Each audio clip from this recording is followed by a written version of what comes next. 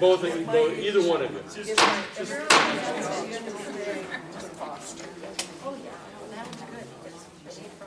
I have to read this because I didn't bring one of these cheat sheets up here. Welcome to the City Council chambers at 10 West State Street in Marshalltown. It's 5:30 p.m. on March 24, 2025. This is a regularly scheduled City Council meeting.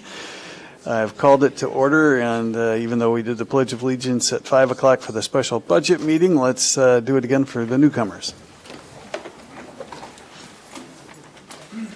Pledge allegiance to the flag of the United States of America and to the republic for which it stands, one nation, under God, indivisible, with liberty and justice for all.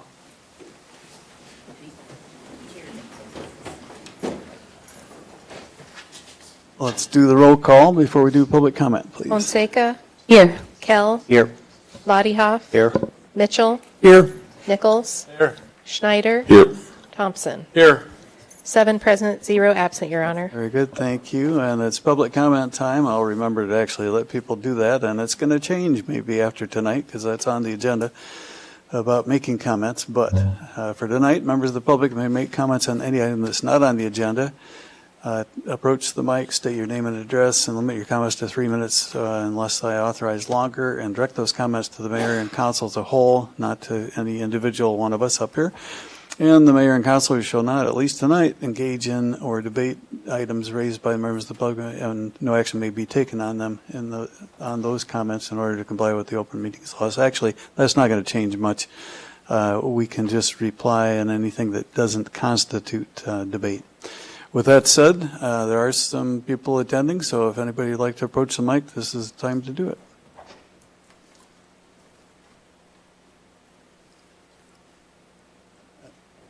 I'm not seeing anybody stand up. That was a waste of oxygen. Now let's go on to council administrator and mayor comments. Any councilor wish to make any comments tonight? Madam Administrator.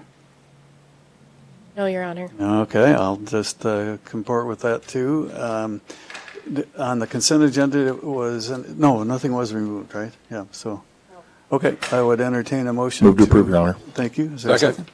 Very good. We don't do discussion, do we? We just do the roll call. Oh, that's my. Fonseca. Yes. Kell. Yes. Lottie-Hoff. Yes. Mitchell. Yes. Nichols. Here. Schneider. Yes. Thompson. Yes. Very good. If we scroll, then I can read what the next thing is. I should have grabbed all those at the door. Sorry. I could go do that. I just got called by the Social Security Administration. I called them at 1:30, and they said they'd call me back in 2 hours. In the meantime, I was able to go out there, get an appointment, wait for a while, and get my taxes figured out so they can withdraw. They can tax me while I get it, and they just called now. 4 hours later? Yeah, 4.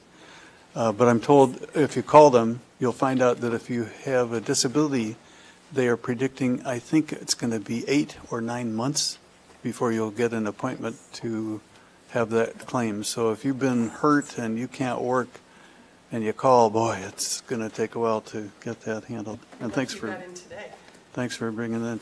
Yeah, you can do walk-ins. They're trying to dissuade people from doing it, but there are only 2 or 3 people ahead of me because of that.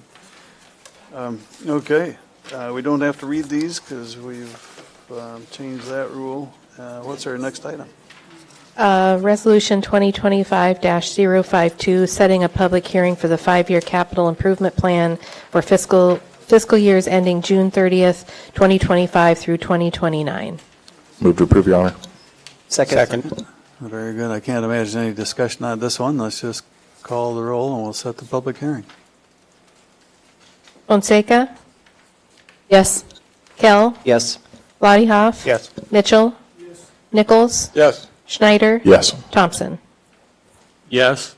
Very good. That carried. By the way, if I ever do that and make that assumption and somebody actually did want to talk about something like that, raise your hand or yell at me and we'll slow it down a little bit. All right, next resolution. Resolution 2025-053, declaring the 2022 Ford E450 with dry van box asset number 7343 surplus property and authorizing sale and disposal thereof from the Marshalltown Public Library. Move for approval. Thank you. Is there a Second. second? Very good. Discussion on this one.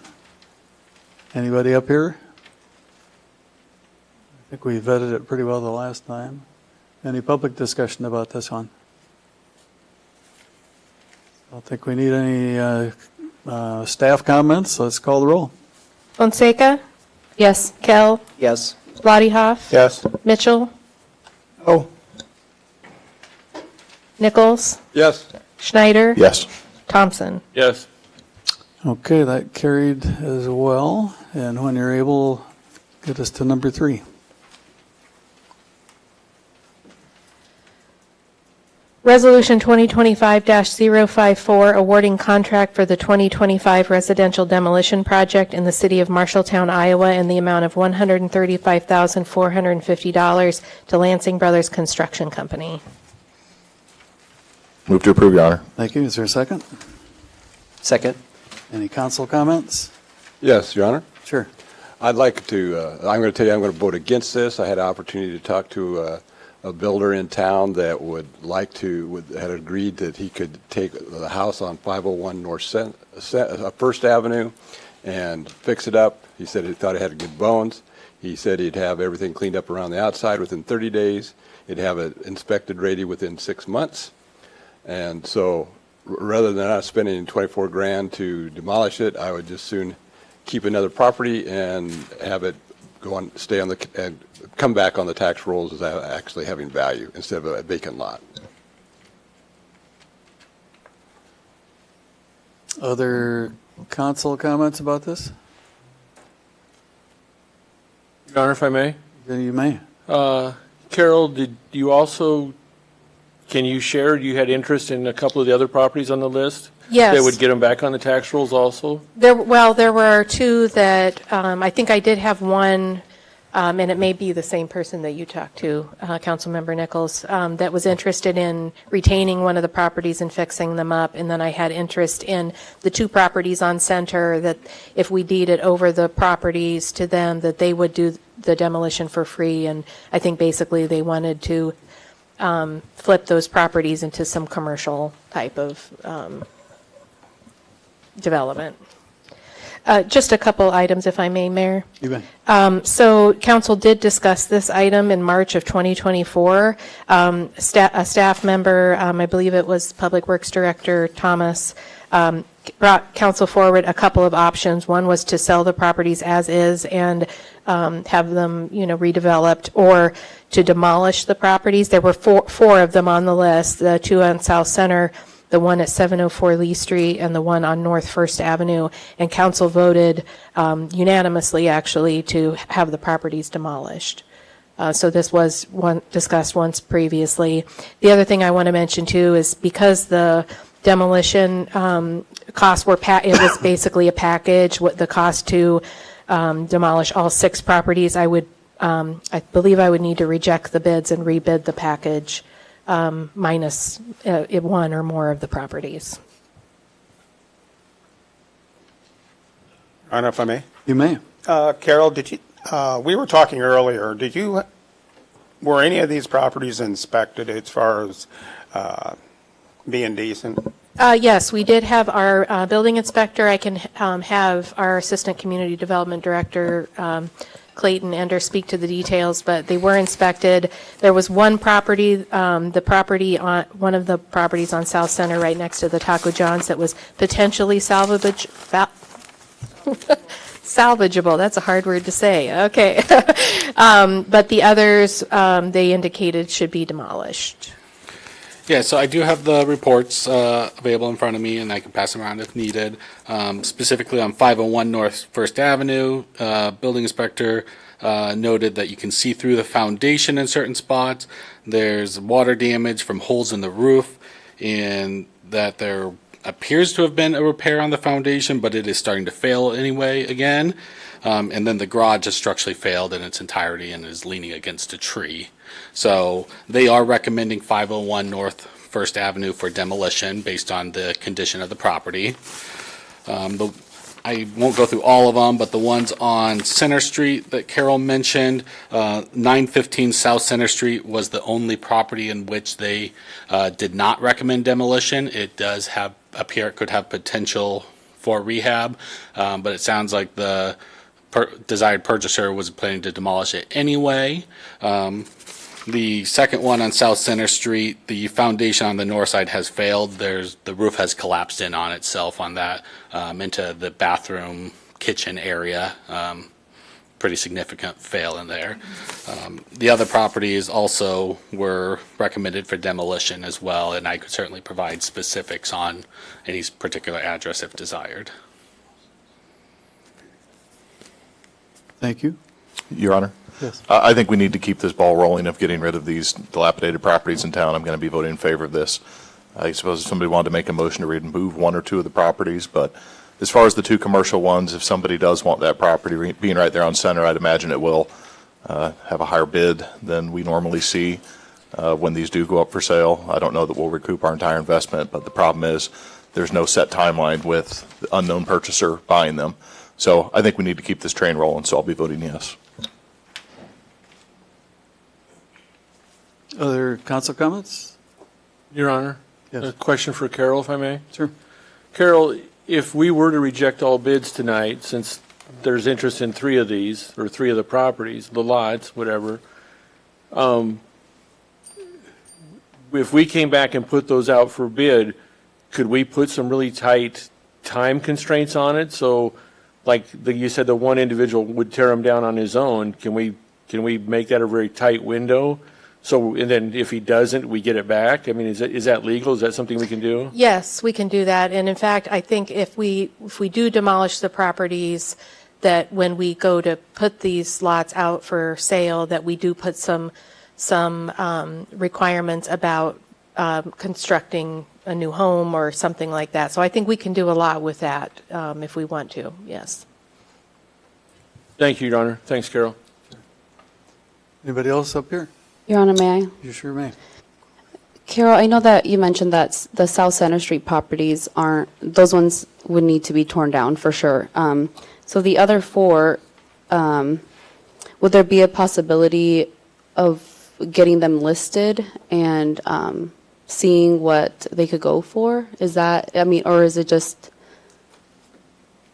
did they ever get tried in the market or anything? Well, I would say the current direction that we have, that I bid the package based on was the direction of council to have them demolished. So I would need some new direction, basically, to be able to do that. I'd be a little worried about listing properties that were, identified by our building official that they should be demolished and are dangerous. So I don't know, I'd have to think through that a little bit. Okay. Just because, I mean, we, knowing the market and seeing what, I mean, I don't know if the electricity isn't on, but these would be they would be in a state of more a foreclosure kind of state, no plumbing working, no water running, no electricity running, windows broken kind of thing. And seeing what those go for in the market, they do sell. So anyways, just wondering on that. Anyone else up here before I open it up to the public? Your Honor, Yes. if I may. Sure. I'm of the same thought process, Councilman Schneider. Later on tonight, we're going to discuss 190 properties that have maintenance issues throughout the community. We have these in front of us that we know are all but one are beyond salvageable. I think we would be talking out of both sides of our mouth to go after other property owners, condemning their property maintenance and yet helping perpetuate this problem. These properties didn't turn to this condition overnight. They've been problematic in these neighborhoods for quite some time. So I would support moving forward as the resolution outlines. Thank you. Anybody else up here? I don't know if I may. Sure. I'm going to be thinking about the neighbors that have been looking at these properties for a very long time. We had some up here on the north side, and I would get calls about every 2 or 3 weeks saying, when's it going to come down? And wait, we have to do the bids, we have to do all this other kind of stuff. Wait, it's going to take a little bit longer. Now we got to bid it, we got to get the contractor in there, and wait just a little bit longer. I don't think we need to wait any longer on them. I think we need to just go and take them all out. As Carol mentioned, maybe one might be salvageable, but let's get them out of there, clean up the neighborhood. Last call for up here, then I'll open it to the public. Mike's open to the public.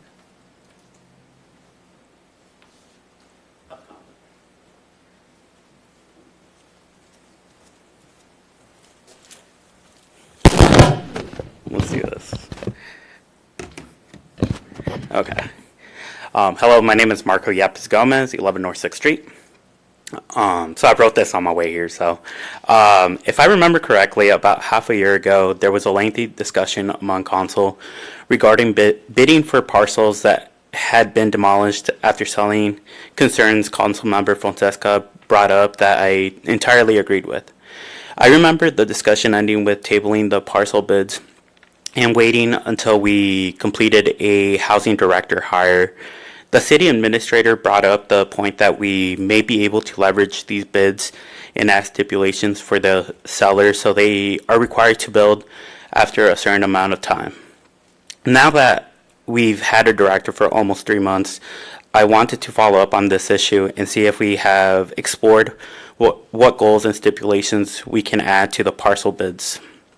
I recognize this topic is for bidding to demolish the buildings, and my comment is a tangent to the topic, but I was curious if we now have the ability to start offloading some of these properties strategically. Also, please correct anything I said if my memory is inaccurate, as I wrote this moments ago. Thank you. You won't get any of those corrections from the mayor. Anyone else? Okay. Well, let's call the roll. Fonseca, No. Kell, Yes. Lottie Hoff, Yes. Mitchell, No. Nichols, No. Schneider, Yes. Thompson. No. Okay. Oh, okay, 4 noes and 3 yeses. So the vote failed, and staff will have direction to follow up with that in mind. Can I clarify, would you like me to bring us back for another discussion? How do you want me to proceed? I guess what I'd recommend is this. You know, we did do this 6 months ago, and we spent quite a bit of time talking about it. Seemed like that might have been the time for developers to come and step forward, not the day before, whenever it happened, or before this meeting.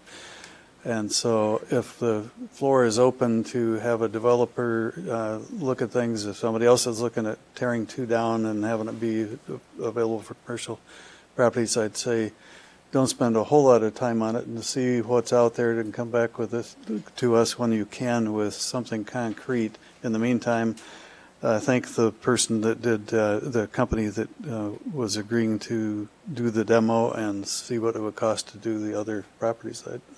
Okay, so there, the kind of what I have in mind is that we have 1 of 2 things we could do here. I could reach directly out to the folks that contacted us about these alternative paths forward and work on like a development agreement type of situation. I think if, like the builder I talked to, I think we want very tight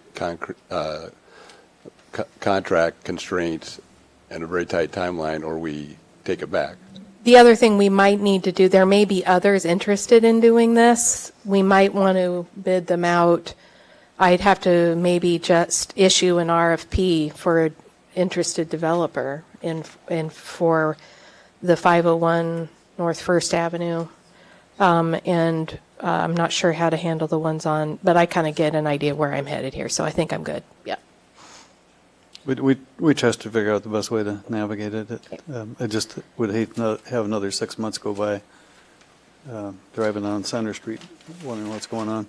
Your Honor, Yes. if we're going down this path, wouldn't it make sense for us to develop the guidance or the requirements of this to bid?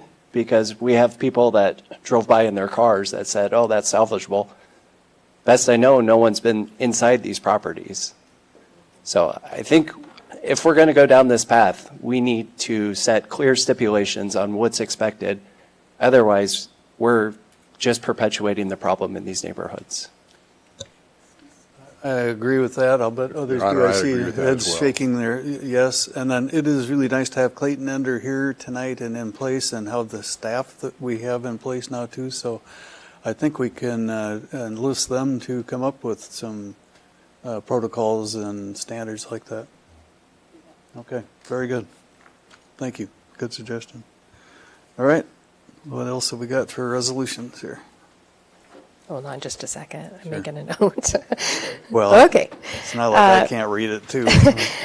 Resolution 2025-055, approving termination of development agreements, release of promissory notes, mortgages, and UCC financing statements related to agreements between the City of Marshalltown and Hugrich Construction Company and Hugrich Holdings Series 2 LLC.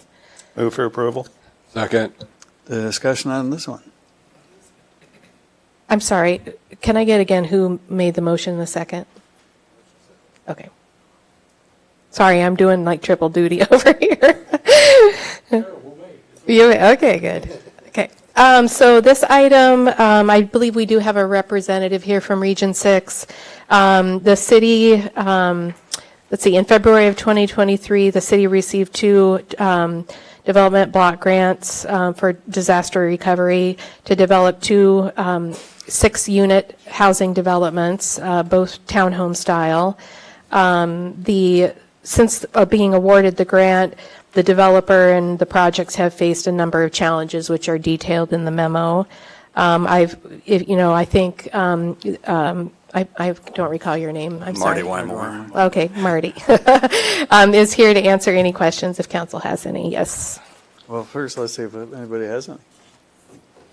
If we've read the packet and everybody thinks, yeah, we're probably just going to vote on it, unless you'd like to talk, Marty.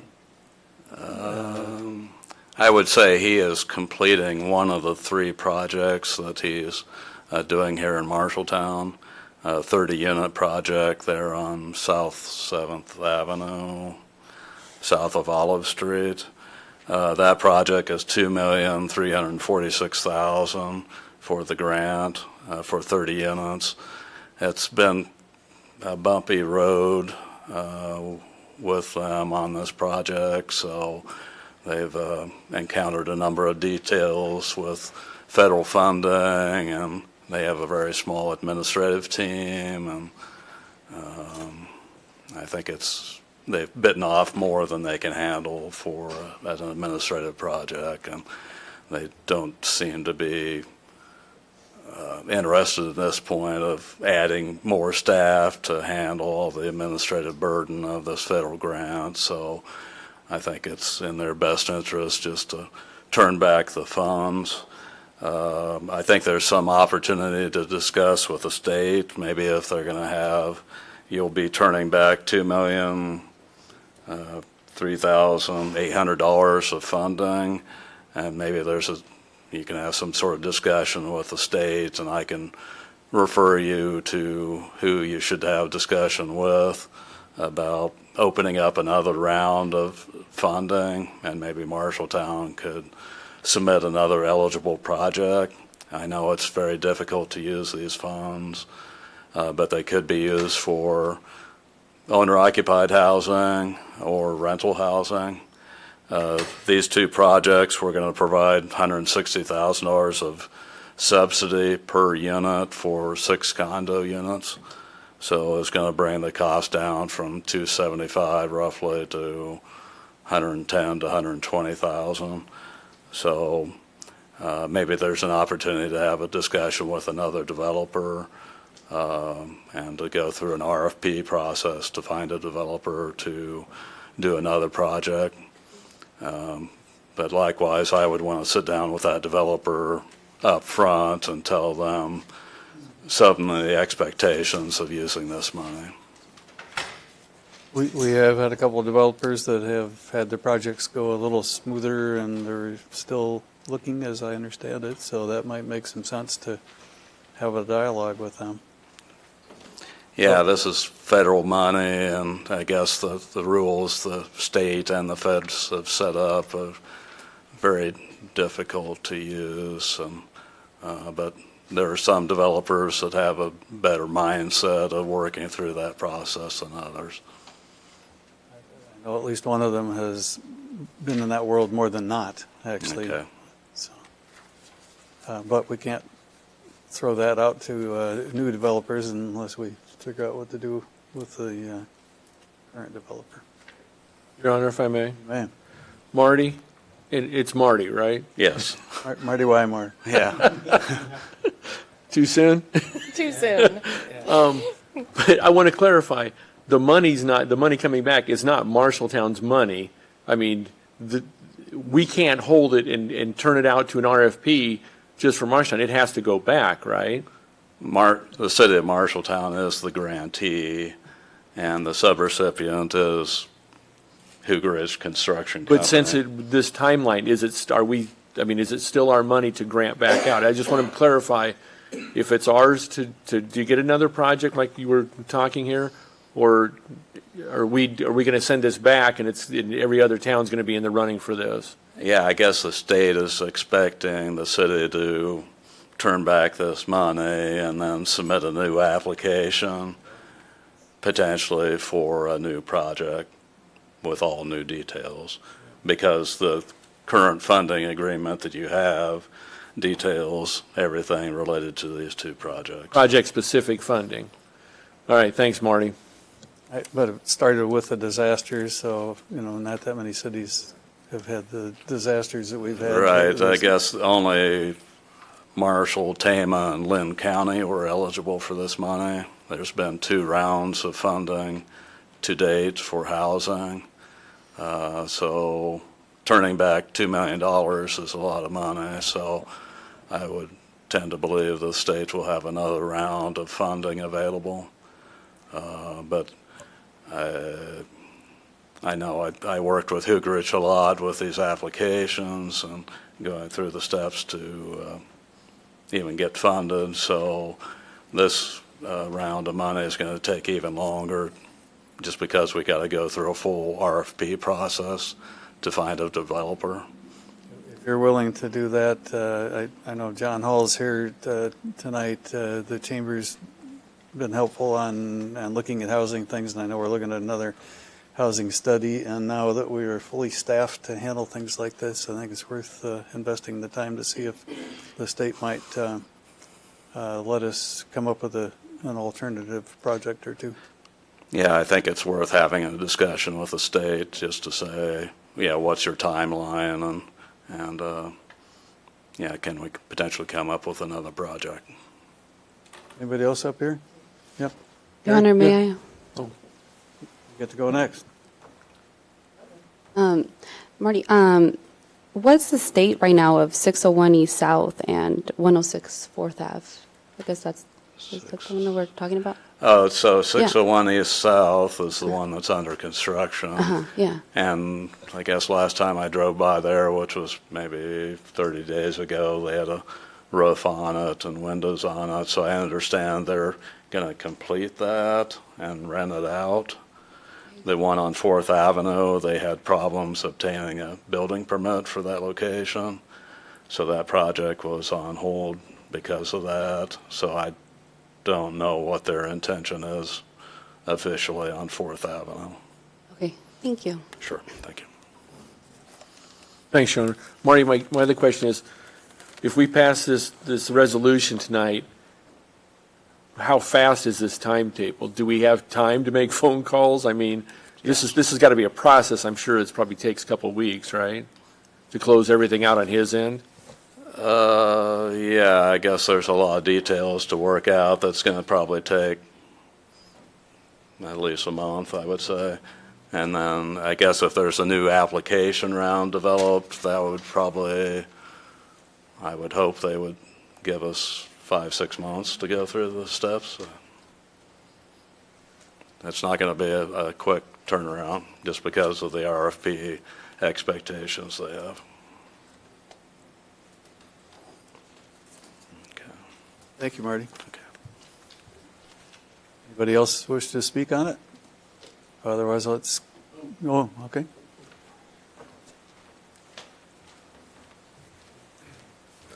Good evening, Mayor and Council. John Hall, Marshalltown Area Chamber of Commerce. Disappointed that this is ultimately where we're getting with this development. I know that when approvals were made for applying for these grants, that there were other projects that were on the table that were ultimately denied to move forward in allowance for Hugrich to do his project. And the city does currently have I believe a 10-year 100% tax abatement structure for another project that they have led in the community. One question I did have, and this is probably for Marty as much as anything, is knowing that there are, I believe it's a total of 4 counties that are eligible within that disaster. It's Marshall, Tama, Benton, and then Lynn. Is there an opportunity or the potential before approving this resolution and dissolving these contracts to have a conversation with the state about the commitment of those $2 million to Marshall County or Marshalltown specifically before releasing the contract and kind of giving over whatever leverage we may have in that process? I don't know if the state can legally go through that kind of commitment process to it, but certainly if we're running the risk of returning that $2 million and then competing with 3 other counties, I'd like to at least have the opportunity to have that conversation. And perhaps, Marty, you've had that discussion, but just a question I wanted to ask: would it make more sense to table and get some additional answers and kind of next steps forward before approving dissolving those contracts? Thank you. Yes, please.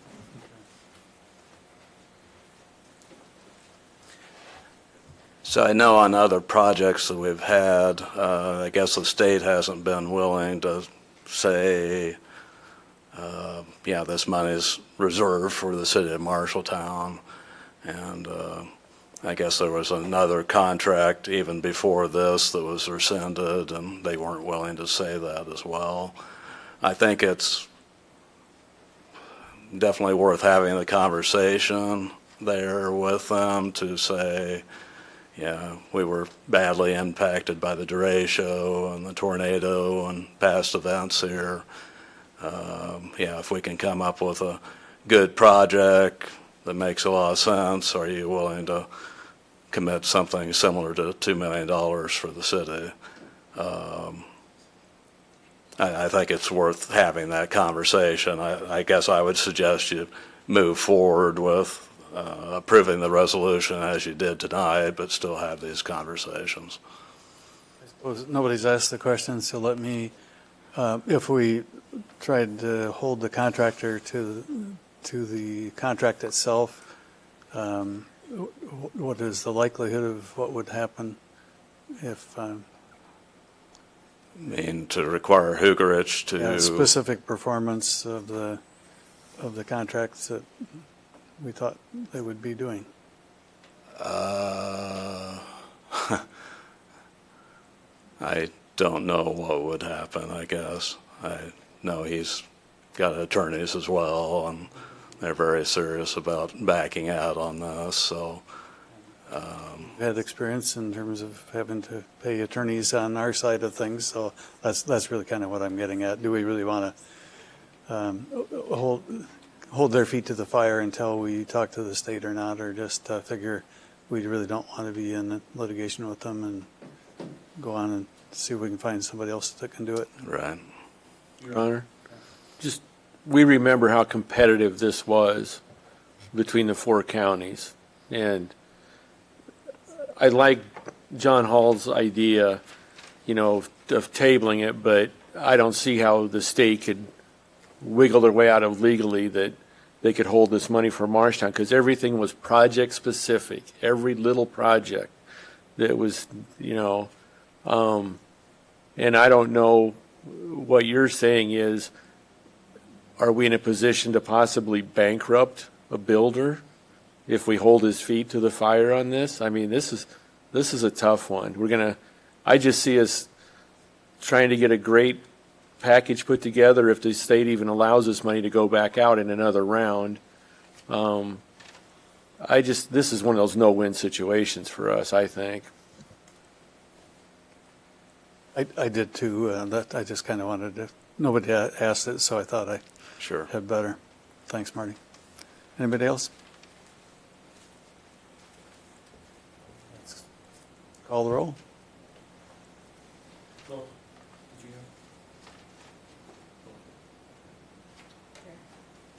Fonseca, Yes. Kell, Yes. Lottie Hoff, Yes. Mitchell, Yes. Nichols, Yes. Schneider, Yes. Thompson. Yes. Very good. That carried. Thanks, Marty, for all the work you do. If you've been up here for 12 years like I have, you know just how much impact you've had on getting grants and helping us through those things. So appreciate that. But we will follow up we'll definitely talk to the state about how could we possibly get this money back in our community. Very good. Okay, on to discussion items, the first of which is the Marshtown Football League water billing. Okay, let's see. Let me find my papers on that one. Okay, here we go. The city was notified in summer of 2024, I think it was like July timeframe, that the city would be required to start paying for water use at a number of city facilities, and this included the water supply at the 6th Street Sports Complex. And the lease agreement with the Marshalltown Football League was due for a renewal, so staff incorporated paying the water usage fees into that agreement. So with that, I'll let Jeff take it from there. Yeah, thank you, Mayor and Council. So Jeff Evenson, the Parks and Recreation Director. I'll just go through the memo here regarding the water charges for the Marshalltown Football League. As Carol mentioned, we did meet with the Football League. Hey, Jeff, can you move your microphone closer? Sorry, I didn't want to explode this thing. Okay, sorry about that. Even with my hearing aids, I'm having trouble hearing this. Sorry about that. So the meters here were not put in until the summer of 2024.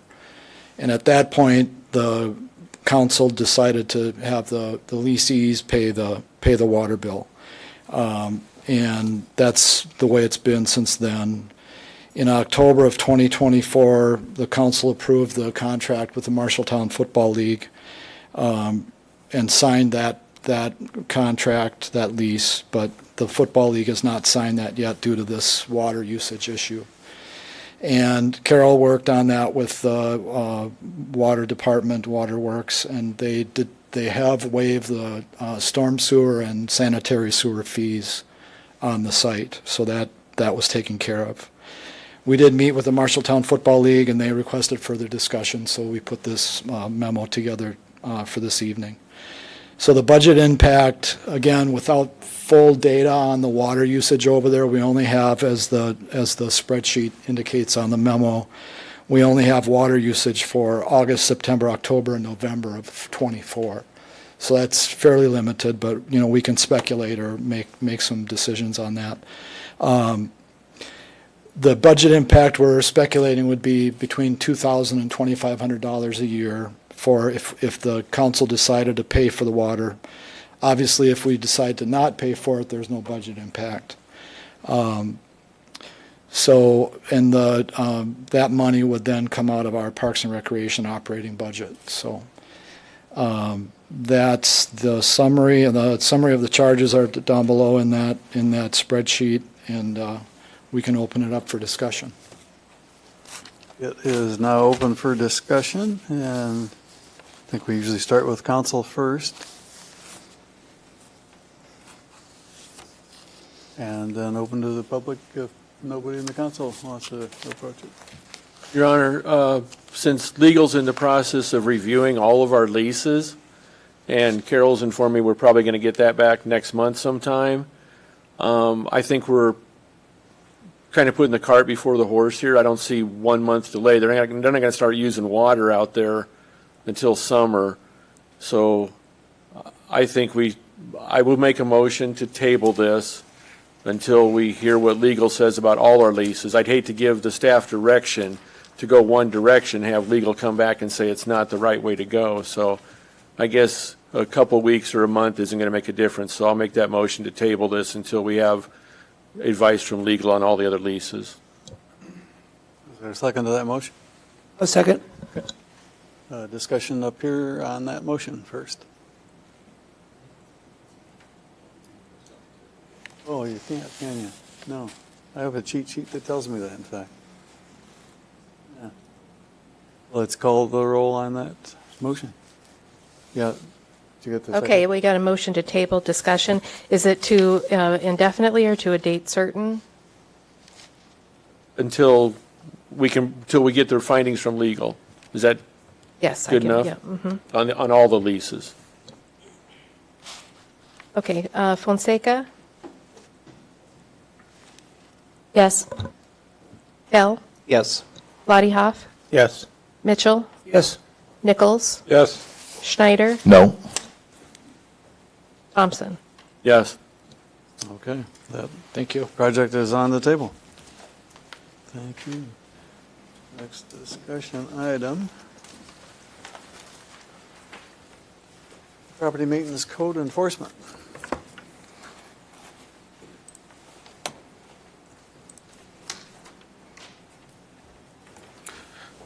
Good evening again. As hopefully many of you are aware, the city does have an adopted property maintenance code, and it does establish basic standards for property maintenance here in the city of Marshalltown. I did, in my memo, provide you a complete list of what those standards are, but a brief summary is general building maintenance to make sure that rain, dampness, other outside elements are not getting interior to the home, addressing excessively peeling paint, loose, cracked, missing shingles or siding, broken windows, fences that may be falling, leaning excessively. I think you can probably imagine the type of elements of property maintenance we're looking at. What it is not intended to address is, hey, your paint color is slightly faded. Some of those more just subjective aesthetic things. It's about the actual elements that may impact the structure itself and the ability of it to withstand weather elements from the exterior.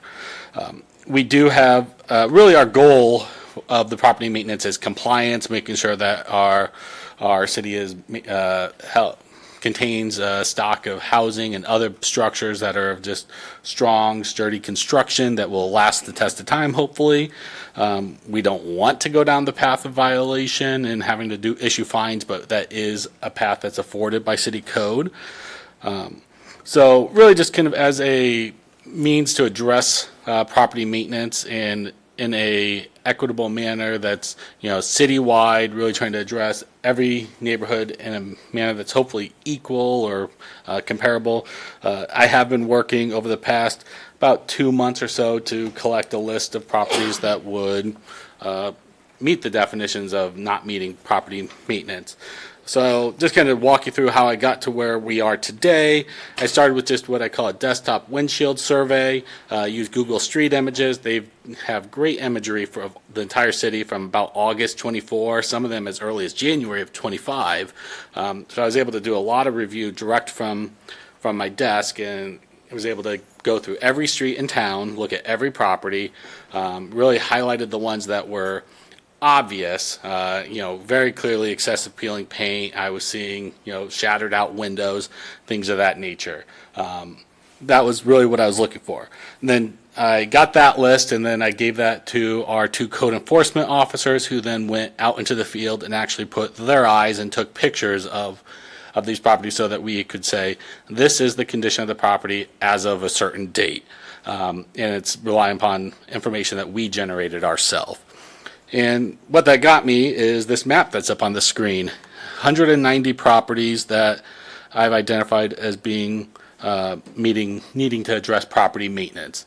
I will say this list continues to grow and flux. I drive around town on occasion. I go, oh, I didn't have that one. I didn't have that angle from Google Street View, and I didn't realize they're missing all their siding in the rear because I can only see from the front. So if you go down an alley, you might get a different view.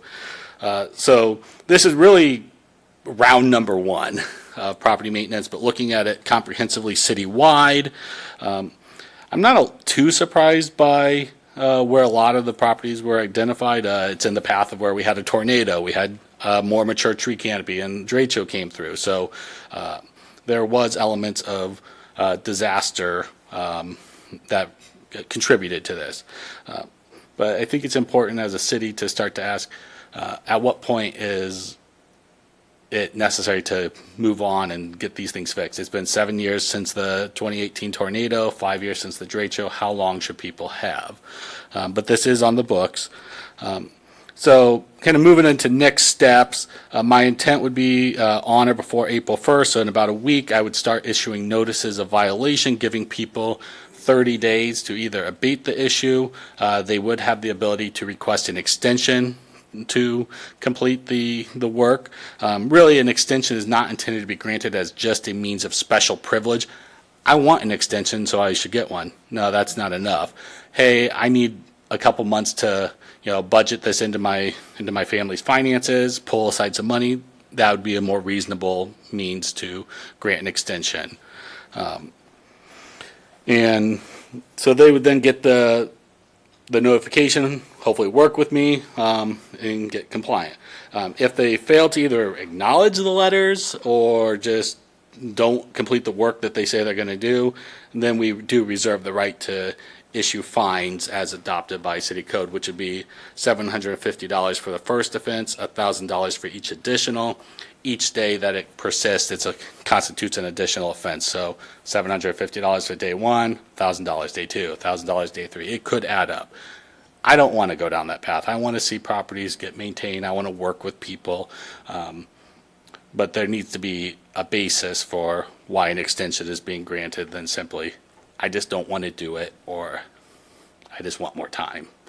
So that's a very quick summary of the property maintenance. I'm happy to dive into further detail, have an open discussion here. Really just wanted to make sure that council was aware of this ongoing process. It is a large volume of properties, so that would be a large amount of property owners receiving notices. So just wanted to make sure we're very transparent about this. Your Honor, Clayton, I thought this was an excellent memo. It's great to see us getting some traction here. It was well written, and I know there was a lot of effort by a lot of city staff going into this, so thanks to everybody. Thank you. So, yeah, I just want to say thanks and glad we're doing this. My reaction was, because I was the hearing officer to hear the appeals from people that thought they weren't a nuisance and they shouldn't have to clean things up. It was a long time ago. I didn't realize that the fines were that high or that it was a daily matter. So that one just kind of surprised me. Yep, and those fines are not unique to the property maintenance. That's just basic fines within city code for a municipal infraction. And I believe those come from Iowa code, actually. Really? Okay. Was that the same that applied to the mall before we got a new owner out there, I wonder? I know we were in small claims court. I believe so, but I don't know the history of that. Yeah. Well, $1,000 a day, we would have been out of small claims within a week. Huh. I echo that, though. There was a little posse of 20-some people 30 years ago that were doing what you did as staff people, going out taking pictures and checking the Sidwell numbers and getting the property stuff and getting it back to somebody in your position. And it's nice that it isn't just complaint driven, and it's not just people calling us that we then turn things into you. So I know a lot of people in that group from 20-some 30 years ago will appreciate what you're doing. Anybody else? Yeah. If I may. You sure may. I agree. 750 sounds pretty steep. I get it. It forces them to move quicker, but I don't know if we have leeway on that going forward or not. That's for another discussion, but my question is, Clayton, did you guys do enough research? Do you know how many of these are rental properties, how many of these are owner occupied, and how many of these are commercial? Was that, I didn't see that in the memo, but I could have missed it. I thought I provided that to Alicia. I had the actual list of properties in a like spreadsheet form, and I think I didn't confirm if they were actually rentals. That's still being reviewed by our rental inspector, but I had about 66 that had different mailing addresses than property addresses, which kind of makes me assume that they're probably rentals. But that's not necessarily true, but it's probably a good reflection, about 66, I would think. Or they're illegal rentals. And she has already told me that about half of those she's found are unregistered rentals, so they'll have to be addressed that way as well. Sometimes we get looking at these properties and more issues end up arising than we initially thought we were looking for. Your Honor? Yeah. I applaud this effort, so thank you for going through it. Also appreciate hearing the willingness to work with the property owner. So there's an educational component to this too. But at the end of the day, we want to see action, and we want to ensure that everyone's being held to the same standard specific to their property maintenance and upkeep. So great work on this. And as you alluded to, this is the first step of hopefully more. Absolutely. Thank you for that. Yeah, I do not want this to be punitive. The intent is for compliance. Hopefully people will just see, yeah, it's time, we need to get this done. If people need extensions, we'll be reasonable. We'll grant them where they're warranted, because I don't want to go to court. And I think the first appeal actually goes to the city administrator now, if I'm right. I'm not sure. It follows the same appeals as a public nuisance, which I believe goes to the Board of Adjustment. I'm going off the top of my memory here. I usually hear public nuisances. This might fall into a different category. I'm not sure. Yeah, We'd have to I might check need to that. double check that. Yeah, we'll have to think a little bit about the volume number of these, because it's chance that we might have a number of appeals. So I don't know if we want to do this sort of on a rolling basis, if we're going to send all of the notices out right away. We'll have to think about how we manage all of that a little bit. And my intent was all the notices were going to go out pretty in rapid succession. But if someone files an appeal, it does stay in the enforcement, so we then may have to stagger how we process the appeals. Yeah, but all the notices are intended to at least go out so people get going. I intentionally kind of wanted it early in the spring, because that gives people all of spring, all of summer, all of fall, hopefully to get things wrapped up before winter of 25. I'm already talking next winter. But that gives a pretty solid construction season for exterior work. If I may. You may. Yeah, Clayton, excellent job. And maybe this can funnel down to the rest of the city codes so that we can get other issues that have been on the books for almost a year now that have still not been taken care of. So, and good idea. Find somebody. Maybe the word will get around that, you're hitting them in the pocket, and everybody will start doing their job. Thank you. You're welcome. I did want to mention something I noticed driving on 3rd Avenue recently. There are 3 places that I thought were goners that have been fixed up, and they look really nice now. So, if somebody's got the energy and the ability to fix a place up, they really can do it. Yep. At least there's evidence of it on houses I thought were going to be coming down. That is a good segue into something I forgot to mention. 19 of these 190 I have identified as potentially dangerous properties, so they will likely be receiving some additional inspection regarding them. There are properties that are exhibiting collapsed roofs, foundation walls that are falling in upon themselves. So with all properties, but probably more in particular with these 19, we do reserve all legal avenues, which could include Iowa Code 657A for abandoned properties. It is not our intent or our goal to be acquiring properties, but if that becomes the last resort to get properties addressed, it is reserved to us at least. I would note too that I did ask Clayton to look to see how many of those 19 were vacant. I believe 11 of the Yeah, I 19 came up with are already 11. vacant. But some of them are occupied. And they're in a spectrum of dilapidation.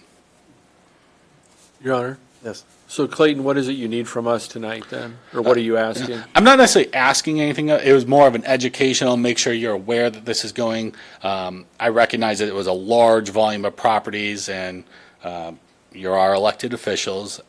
You may receive calls and requests regarding this. So I want you to be educated about this. If I may, Your Honor? You may. I just wanted to give Clayton a kudos because this was a project that he did on his own volition. He saw a need when he started his job here, and he knows that, the Marshalltown's image and dilapidated properties are a priority, and so he just took charge and started this project, and I think he's done an excellent job. I think everybody Your Honor, I agree. Yes. agrees I don't with think that. anybody disagrees with that. So appreciate it. Yeah. Your Honor? Yes. And I don't know, I can't speak for the other 6 counselors, but the majority of the calls I get, it's not the big things in town, it's the little things like this. Clean up my neighborhood, Then I say, stop, drive by my house, okay? So yeah, this is a good first step, so. But yeah, you're gonna need a phone bank after you send these out. We will all get calls, but it's nothing like the overtime you're going to put in. But yeah, certainly if you are receiving calls, encourage them to contact me. I want to have those conversations. Open lines of communication both ways, I think, is going to be critical to this project being successful. Yeah, very good. Report. Your Honor, a quick thought. I couldn't pull it up in time. Does our nuisance form have this as a selectable option if the community is able to help? I just think of the time you spent on Google street imagery and then driving around town, where if someone does drive down an alley every day and sees something that is non-compliant.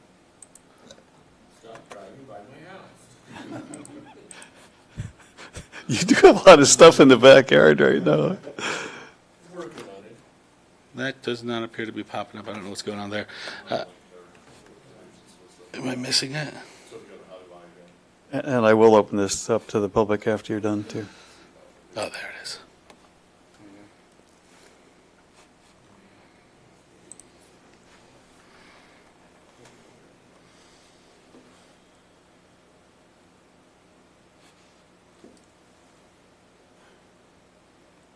There's broken windows, holes in structures, dangerous building.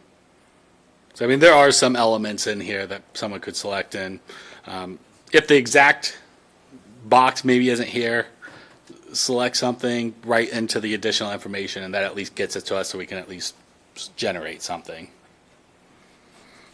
And I do welcome people to bring them to my attention. They're probably going to be a little delayed in getting addressed because I'll have 190 in front of them to get addressed. Well, we get the weekly report, too, about the complaints that have been registered and the ones that have been resolved. And same thing with the parking tickets. Yep. And it's fun to see now that we have 2 people working in this sub-department, things are getting done. And I have to give so much credit to Matt Clausen and Joe Trowbridge. They've done an amazing work and have been such an asset to us as an organization to get this information. They're my eyes in the field. Exactly. Your Honor, may I? Clayton, when the $750 fee goes out to these properties, if they don't get it paid, would it go against their taxes and add it to the taxes, or what would happen, or on a lien on the, or what? How would that? Carol, I might need to lean on you a little bit here if you recall, but I think it can be placed as a lien on the property. I think so. We would probably, in a case like this, want basically a court to order that the repairs be made. So it might go to court. essentially, and then if they didn't make the repairs, then they would be in contempt of court.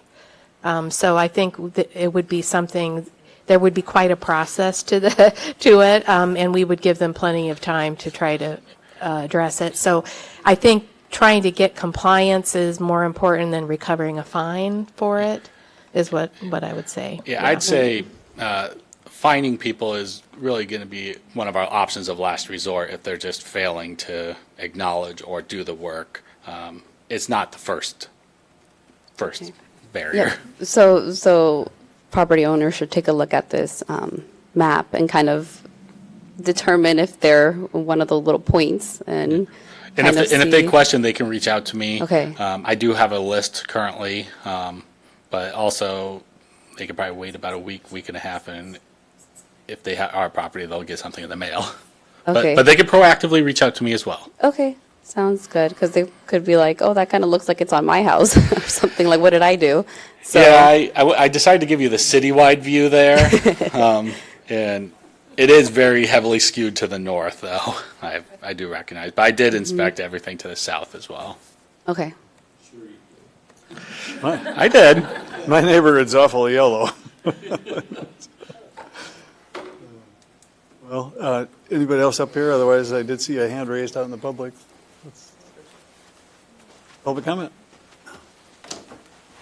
Jim Shaw, 522 North 2nd Street. As he just mentioned at the last of this thing, if you look at the map, there's very few, there's like 4 places in the south side of town. The rest of them are in the north side of town, which is not exactly the richest part of town. And $750 to some of those people is going to hurt. So I just like you to take into account, look at that map and see where it's all at, and then try and put that in your mind. Because about the only place that I don't see in yellow is the mayor's. Well, but look at the alley right across. Good evening, Lee Botter, 13 East Southridge. Clayton, excellent. I am so excited. I'm like wanting to jump up and joy. Some things I'm really happy about is not specialized treatment, consistency in the process. A comment that I have is, yeah, it is in the north side, and those are some steep things that we need to do. Here's an idea. On some of those folks, we're going to see some elderly, we're going to see some poor people that can't afford to do some of those things. Can we reach out, kind of like what your wife did, Mayor, creating the lending library? Can we talk to some of the organizations in this community to say, hey, do we have some Boy Scouts that want to go out? Do we have some youth groups that want to go out? I know that we've seen, was a Catholic group, I think, maybe some of our folks can address that come to town and they want to help out. They build things, they paint things, etc. So perhaps that would be a way to get us in compliance without breaking the back of some of our citizens. Thank you. The little Hughes Grove Neighborhood Association had that going for a while, and we did help a couple that were elderly, and the husband was unable to mow, and we planted a bunch of hosta and that sort of thing around that house. So, Your Honor? Yes. So the city council has a neat subcommittee that is working on this very thing. We're working through an agreement with Micah to kind of coordinate the volunteers, but we're moving forward with that. There should be some action in April, further action to see, but we need to get the volunteers. So basically, Micah will do the background checks and the coordination. We need to get the volunteers. So any group, organization, or whatever that has able-bodied people, we could sure use their help, because I do believe there's seniors and those that do not have the physical capability that could use some assistance. Yeah, and I was just going to say, if there is known groups that we're not already aware of, or if you know of someone, let us know so we can get them credentialed, make sure that they can assist. We want to be able to provide out as much information of assistance options as available. For example, we do have our lead abatement grant program here at the city.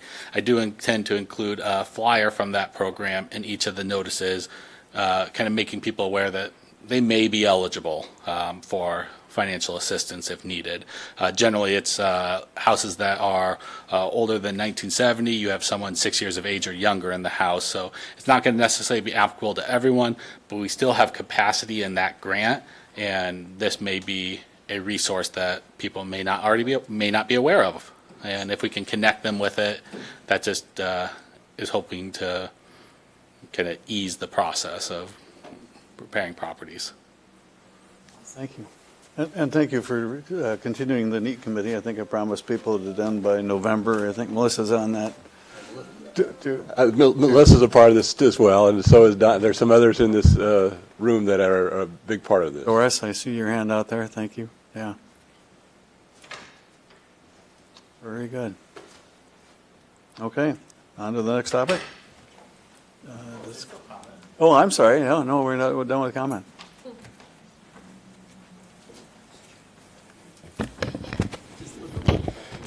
Okay. Okay. Okay, so I don't believe this project report is fully complete. Sending mail notices to 190 properties without fuller understanding of the context behind these violations risks creating unnecessary frustration among the people of Marshtown. Most residents would define the north side of town as anything north of the three main bridges. While the list of the 190 properties weren't included on the agenda, the map in the report makes it clear that the overwhelming majority of the violations are concentrated in residential areas on the north side. I doubt anyone here believes that residents intentionally neglect their properties or willfully violate city ordinances. And I certainly don't think anyone believes that poor property ownership is somehow unique to one part of town. Those with an understanding of socioeconomic factors will look at the map and recognize that there could be underlying systemic issues affecting these property conditions. The report does offer valuable insights, but it's incomplete because it leaves major questions unanswered, especially about the pattern of the map reveals. For example, are these properties abandoned? What is the average age of the owners? What is the current condition of the surrounding neighborhoods? Do these owners feel a lack of confidence in their neighborhoods and therefore have little incentive to invest in their properties? In other words, what's the root cause, and is sending a notice really the best or only option? We can disagree about whether sending mail notices is necessary at this point, but I hope we can all agree that the pattern in this report demands further understanding. To illustrate my point, imagine the state or federal government sent the city a letter demanding we fix all of our poorly maintained roads before winter. Most of us would find that tone deaf, and not because we deny the problem, but because we know financial constraints play a major role. A more compassionate approach would be to ask why the roads are in poor conditions, and then offer resources to help fix the issue, rather than issuing demands through a notice letter. I hope the council sees a parallel here and understands that there are deeper unanswered questions behind the map's pattern that deserve further attention. Thank you. There you go. Anyone else from the public on this one? Okay. On to enterprise funds for year 2025 amended and 26 budgets. Diana Steiner. So enterprise funds are activities that run like a business since fees are charged to offset the costs. This includes the water pollution control plant, sanitary sewer, stormwater, transit, compost, and then the aquatic center concessions. So in my memo, I outlined what the different funds are used for. We did set up a special insurance reserve to meet any deductibles in cases of natural disaster. And then I also provided you a projected fund balance for the enterprise funds. So the enterprise funds pay for their own capital projects as well. Do you have any questions?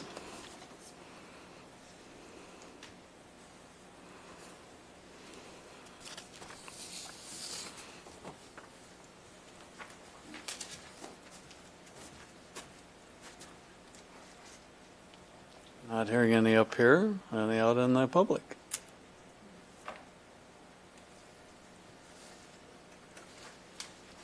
Quickest discussion item we've had for a while. Let's leave it open to, because the capital funds discussion is similar and had similar charts. Let's have you address that as well, and if people need to go back to the first one, we can. Okay. So capital funds are used for large construction projects such as streets, bike trails, parks, airport, etc. The revenue stream for these projects are bond funds, grants, donations, interest income, and the CIP property tax levy. So again, I did outline what each fund is being used for. And then I provided you a projected cash balance. So for the cash balances, you really need to go back to the 5-year capital plan that was presented earlier in this meeting, that was on consent agenda, because it will show you that these bond amounts are being spent out over the next several years. So do you have any questions on these? You know, I looked at them and did okay in math, but that was a long time ago. I had a little trouble getting my fingers around how are we doing compared to what we were doing 5 or 10 years ago. So if you don't mind, I'd love to hear on these two, on the enterprise funds and the capital funds, how does the city of Marshalltown look this year compared to the other years? Well, the enterprise funds are driven by fees, and you did have a presentation earlier in the budget cycle about the transit department. So the other, the Public Works Director oversees all the other ones except for the Aquatic Center concessions, which the Parks and Rec Director oversees that. The parks, the concessions is in a better place now.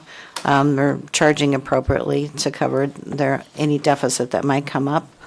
The storm sewer and stormwater, occasionally rates are reviewed to make sure that they can pay for their operation. The bond funds, you can see how we're doing. We are being rather aggressive in the next several years and spending a lot down. The 2023 budget, we're spending almost $9 million next year. So there's lots of projects on board. In the 5-year capital plan, you did notice that we are intending to borrow again in fiscal year 27. But all that paperwork has to come back to council and have a public hearing. So you will see that information again. Your Honor. Diana, can you talk about the timeline of the ARPA dollars again? Because I thought we had those all committed. What is the timeline of when we have to have that spent? They have to be spent by December of 26. And part of this American Rescue Plan Fund, your 389, this has both capital projects in it and also the impact grant. So it's all obligated. Other council comments or questions on this one before we open it to the public? Open to the public.